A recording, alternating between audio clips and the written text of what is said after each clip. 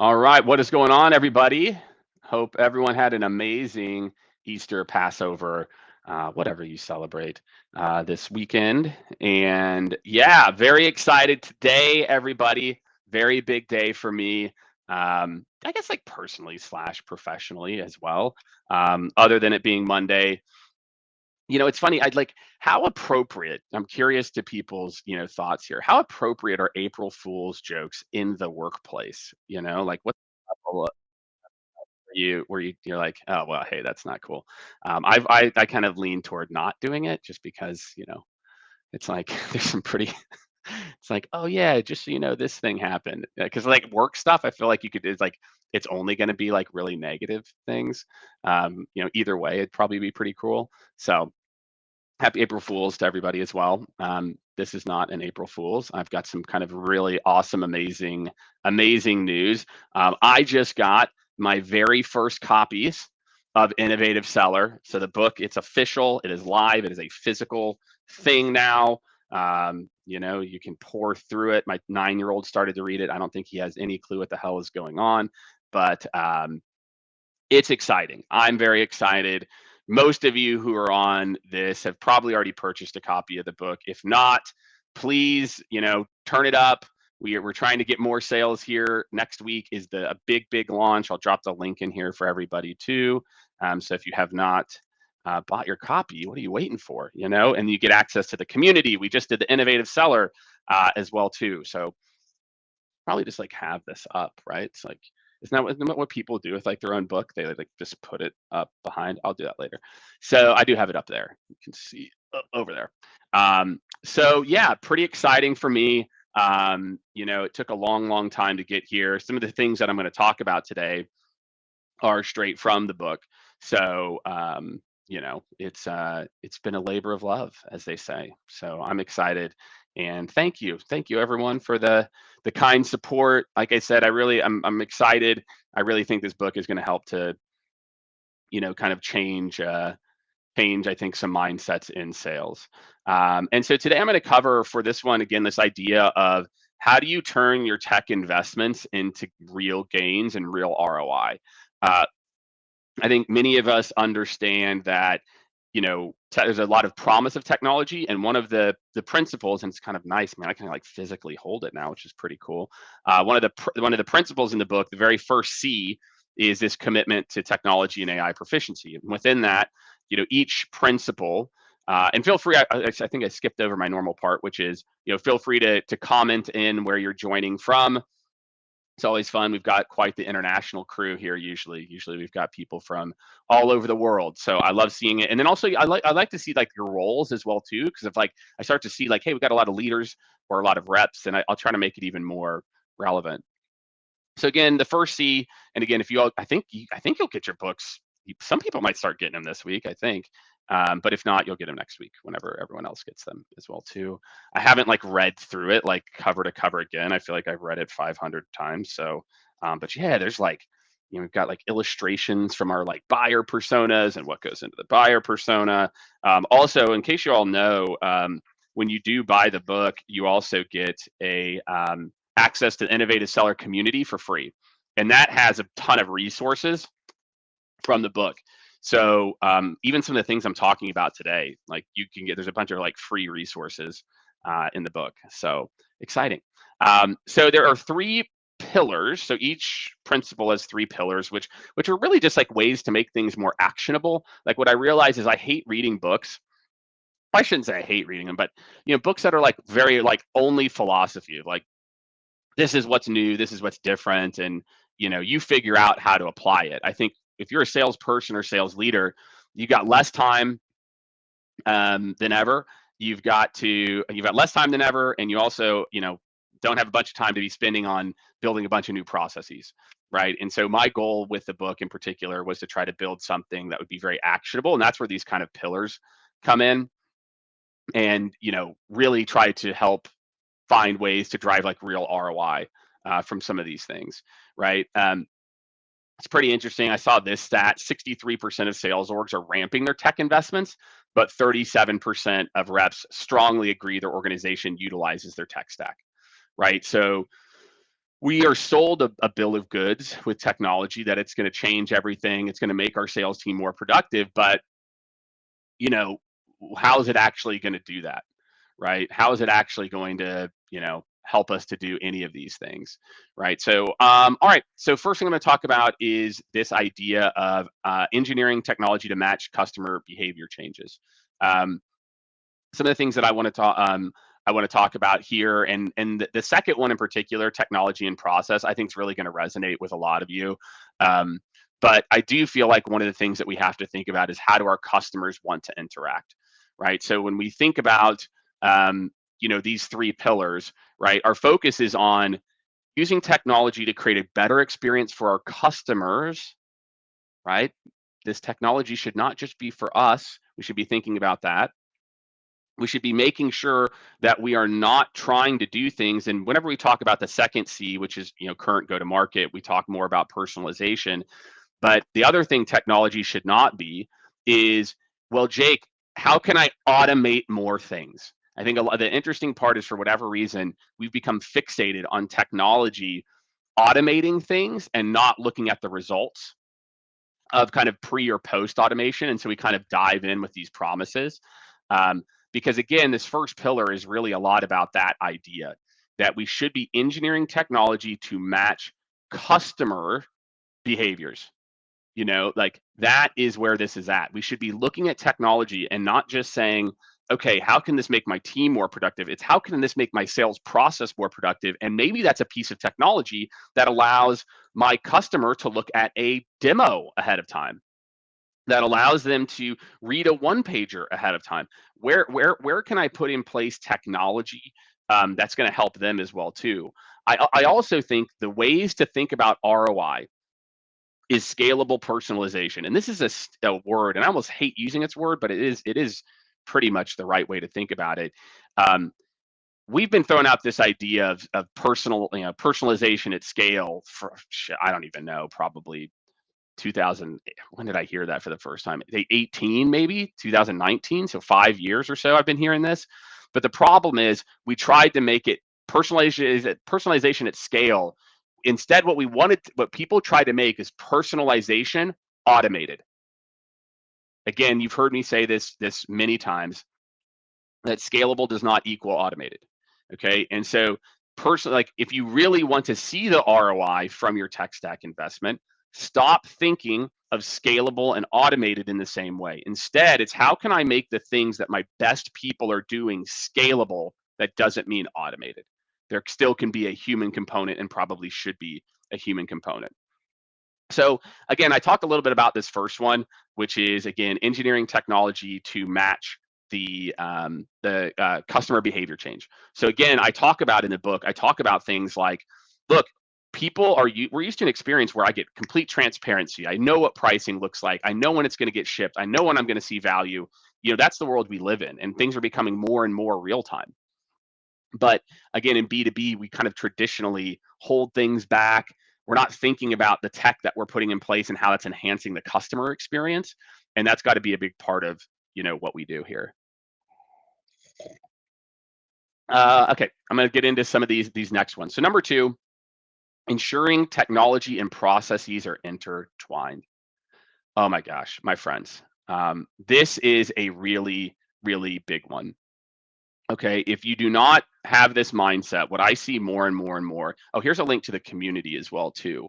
So if you're like, even hesitant about buying the book, the community is amazing. Like what we've been able to put up and the team's been able to put up. Like I said, you get it for free when you buy the book. So buy the book at the link I sent, and you'll get access to the community for free too. So anyway, back to my point about process and technology. So here's what I want a lot of you to think. What I hear when I go in, and this is why RevOps is failing a lot of organizations, is we tend to look at the kind of the technology piece as like two independent things. We've got our process, which is our sales process, how we show up for things, and then we've got technology. And like we kind of think these two things are intertwined, but we kind of don't too.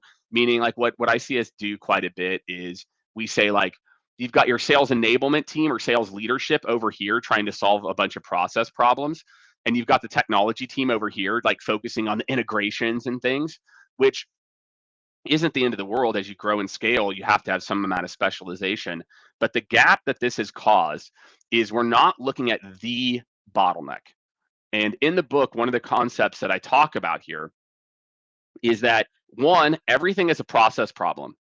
And I can either solve that process with a process improvement or a technology. Like truly, I want you to think about this, and go ahead, feel free. You can toss out a use case and I'm happy to talk through it. There is no such thing as a technology problem that exists without it really at its core being a process problem that needs to be solved by technology.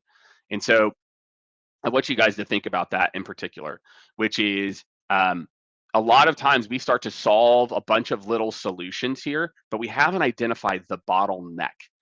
And right, bottleneck is a singular noun, singular. There cannot be, there can be other areas. Bottleneck by definition is a bottleneck. It is one thing. There's one thing that if fixed would have the biggest unlock. And so what I see a lot in this kind of commitment process is we're trying to solve a bunch of really small problems, and we're not focused on what the bottleneck is. And so you've got tech going over here and solving this thing over here. They're not working with the process team. The process team's like, no, this is our biggest issue. But the prioritizations and the roadmaps are just like, right? The tech team is working on this, the ops team, the sales leadership or enablement's working on this other thing, or maybe they're doing their own thing. You got the sales team doing here. So it's just really important as you look at this holistically, as we look at where are the gaps, where's the bottleneck in the process, and then where do we feel like, again, potentially the next one is after that. So we can start to align our process improvements and technology roadmap to the same freaking thing. Right? We really should not be building tech roadmaps that are independent from a process roadmap improvements and process roadmap improvements that are siloed from tech. I see it all the time. It's like, hey, we're going to roll out a new process or playbook. And the technical piece is like an afterthought, right? So it comes the other way too. It's not just the tech side that goes and makes a bunch of changes or is not prioritizing. I see it happen the other way too. So either way, we have to have this concept that technology and process are intertwined. There is no change management. There is nothing that you can cover that won't have a mix, most likely, of those things. Right now, I'm sure there's a few here or there as well. The last thing I want to talk about is this habits, right? And this is really like, how do you build a culture of continuous learning? I've been on a bunch of podcasts talking about the book, and I remember specifically someone's like, well, Jake, look, sales reps are busy, sales leaders are busy. And so in the book, I talk about this principle of like 80, 15, 5. And again, if you follow my content, you've heard me talk about it, which is 80% of your time has to be dedicated to things that are going to move the needle now. 15% of your time is dedicated toward things that'll move the needle over the next 3 to 6+ months. And then 5% of your time is dedicated toward things that are going to move the needle in the long run. And I talk about this in the book too, about the future Jake, and doing things that are going to help you be successful, doing small little things today that set you up for future success in months or years to come. But again, as a lot of this, like, what can you do here, right? So like as companies, instead of focusing on, sending people to a conference once a year, right? This involves things like, hey, maybe once a week we're saying, different people took a different demo and they do a readout to everybody. Again, I also talk later in the book, in the last C, about moonshots, which is, hey, give your team that 3 to 5%, which is like an hour a week, to go try new different things, right? Foster like an open environment for feedback and ideas, right? Like my friends, if you are always with your sales organization putting your thumb on people and saying like, more activity, we got to do this, more, your team is always going to stay on the hamster wheel. If they are not dedicating and have a commitment to technology and how to use it, again, this might sound like sacrilege to some people. If you are a sales leader and you've got a favorite piece of technology that your whole team is using, you need to also probably be certified in that tool to just understand the art of possible. What's happening is these tools are evolving so quickly that what I see is a sales leader might buy a technology for one thing, they don't even realize it's evolved to these other 50 things. And so they're still implementing it the same way they did 4 years ago. And so my friends, like, you have to dedicate time and habits to staying at the forefront of what is happening in the market today. There are so many technologies. These technologies are evolving that if you don't have dedicated time to staying up to speed, you're going to be in trouble, right? So I want all of you to think about that. Okay. I want all of you to think about, are you creating a habit to stay at the forefront, right? And I'll give you an example right here. Of some of these. Let me see if I can get you personalized sales. Let me see where this one takes us. Like, here's some examples of this. And obviously, if you haven't signed up for some of our custom GPTs, now is the time. We're getting ready to do a V2. But here's just like some examples of like chatbots for immediate engagement, right? So again, what we're seeing more and more with generative AI, chat that can give like a better experience sometimes, right? Like, hey, I don't have to just sit here and like I call it the hop on the phone mentality, whereas like the only way your salesperson will give me information is if I hop on the phone. That's not what customers want. Customers are like, oh my God, I don't like think about your own lives. Everyone just like seriously, like close your eyes and think and just ask yourself an honest question. When you're in the initial stages of evaluating anything, is the very first thing, and there probably are some things in life that you want to talk to a person, or do you want to do your own education, get up to speed, play around? You're going to pick the latter. And so now we have to apply that mindset. Like I said, that's why it's the first, the first pillar here, right? Another one, think about like personalization, right? This idea of personalized sales interaction, right? Like, I can go to ChatGPT and I can say things like, okay, great. I'm meeting with this person. They work at this company. What are the top 3 trends that are relevant to this job title at this company based on the industry that they serve? And then I can see the 2 or 3 responses, and I can pick one and I can customize it.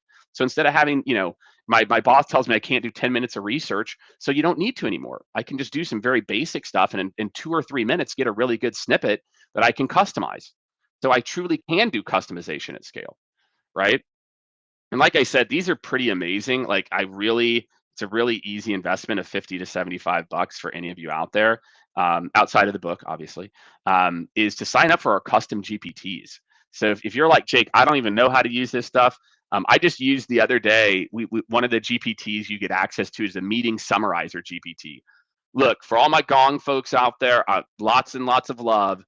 ChatGPT 4 with the right custom instructions can put out a ridiculous meeting summarizer, right? And type a pretty ridiculous email for like top action items that that they need to take away for you. So the custom GPTs have all of these. So again, there's 10 of them. We're going to release 4 more for leadership probably this month. But again, a lot of this for you all, again, like I said before, there's a reason that one of the very first pillar or principle I talk about in the book is commitment to technology and AI proficiency. Okay. There is a reason I put this in the book that all of you on this call, whether you're a rep, a frontline manager, maybe you're a CEO, maybe you don't even work in sales, you have to learn how to use these tools. They are revolutionizing the way that we work, the way that we interact with people, and the ways that we can show up for customers. And if you don't have a really good sense of what those look like, and what those things are, it's going to be very difficult, right? And again, the ways to drive real productivity, again, think, how do I do things at scale, but not necessarily automated? But with using some of these technologies and things that we're talking about, there's a lot of opportunity, right? You don't want to fall behind the competitors, right? You don't want to continue to have people say, your sales process is ugh, right? And when I talk to buyers today, that's what I hear. How was it when you last bought? They're like, ugh, gross. Like, I had to hop on a call, they weren't listening to me, etc. Right? And also, you're not going to be able to scale. Like, if you do not implement some of these things, right? If you do not implement them, you will not be able to scale. Because again, you're going to be trying to consistently look for things to automate, and it's like, well, you can't actually automate this and get results, but you can build a scalable process with technology in the loop. Remember, process mind that can help you with that. So again, if you haven't went out, please register, pre-order the book. It drops a week from tomorrow, which is crazy. Like I said, I just got my first copy, so I'm really, really pumped. The other piece here for some of you, I will just toss this out here. I know I'm kind of like giving you all a bunch of stuff here. If you already bought a copy of the book, you probably already got access to a lot of this, which is great. But for those of you who are tuning in who haven't, and if you the AI piece in particular, if like maybe you're not ready to buy the custom GPTs because you don't know enough about it, sign up for this workshop in our Prompt Pro, which gets you like 160 of the best sales prompts. It's organized beautifully. It also gets you a live interactive workshop with Brian on our team, where you and like usually there's a handful of people can really get some like hands-on knowledge of, okay, here's what ChatGPT is, here's what it does, here's how you use it, and then you're like, oh my god, like I don't want to prompt ever again. I'm just going to use these custom GPTs. So that's kind of the journey I think for a lot of people. As you tune into shows like this, me and Katie, go sign up for a more immersive workshop, and now when you're ready to supercharge it, then sign up for the custom GPTs, all of which are in the community as well, right? So we've got all that stuff in the community for you at different levels, etc. So I'm excited for where sales is going. I hope all of you are as well. If you're trying to get more from your sales investment, you want to see real ROI, do the things I just told you today, right? You have to make sure that you're using technology that has a customer element to it, right? That to me is like one of the more important things that you can take away from this. You have to make sure that you're looking at solving the one process piece. So again, let's say you identify, going back to the second pillar, which is ensuring technology and process are intertwined. If in that pillar you say, okay, this is the bottleneck, it's step 3 to step 4, then I can measure ROI of the impact of the process plus the technology improvement. There is no such thing as pure technology improvement. It is always process plus technology improvements, right? And then when you start to see the results that come from when you give your people time to innovate, your mind will be blown. When you start to see like, hey, wow, my team is really staying at the forefront of like what's happening with technology, et cetera, your mind's going to be blown. They're going to start to bring ideas to the table. You'll track those ideas and you'll see the impact and you'll see their ROI. So again, these tools are evolving. Part of the reason you are not seeing the return on investment you want is you are not staying on top of the evolutions. You bought it to do sales engagement, but now it has all these other 50 features and you don't know anything about them. And so you don't know how to direct the team to do that. We think that we can hire a sales ops person who's implemented these tools once and that they're going to figure it out. They're not going to figure it out, right? It's not their, it's not their DNA as a part of it. So anyway, that's what I got for you Monday. There is no, there's no AI Unleashed on Wednesday. So again, anything you can do, if you've bought the book, do me a favor, please post about it. You can post that link that I just sent you. Tell people to check it out. From Wiley here. Let's see what else. Got a picture. My wife took the picture there too, so she's all excited about that. So thank you, everyone. Appreciate you. Have a great rest of your Monday. Pick up a copy of Innovative Seller if you have not. If not, share. And if you have, share it with your friends, and appreciate you. Have a great rest of your week, everybody.